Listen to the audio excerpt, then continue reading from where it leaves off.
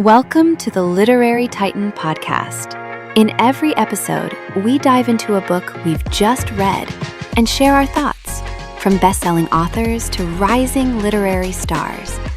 We read it. Now let's talk about it. The Sixth Heaven by Monica Broussard follows Dr. Derek Hollinger, a plastic surgeon whose life is derailed when intricate tattoos suddenly appear all over his body. Struggling with depression and a past full of trauma, he leaves his wife Kendal and their Los Angeles home to trek into the Amazon jungle. He travels with a priest named Father Mike to find a shaman's granddaughter who might hold the key to his curse. The journey is brutal. Derek faces venomous spiders and near-death experiences, while Father Mike battles a jaguar.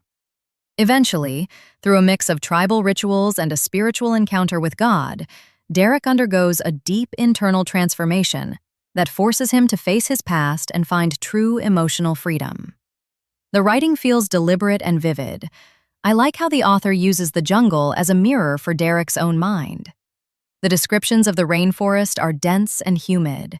You can almost feel the dampness and the sting of the mosquitoes on every page. One of the author's boldest choices is shifting the perspective between Derek's physical struggle in the mud and Kendal's emotional isolation back in California.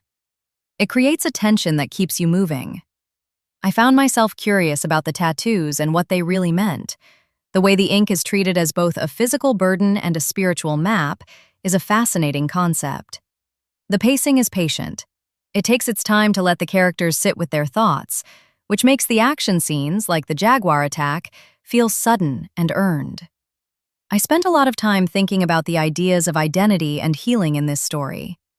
Derek is a man who builds physical beauty for a living, yet he feels hideous because of something he can't control. The book explores the gap between how the world sees us and how we see ourselves. I liked the candid look at trauma. It doesn't offer easy fixes. Even after the spiritual revelations, the characters still carry physical and emotional scars.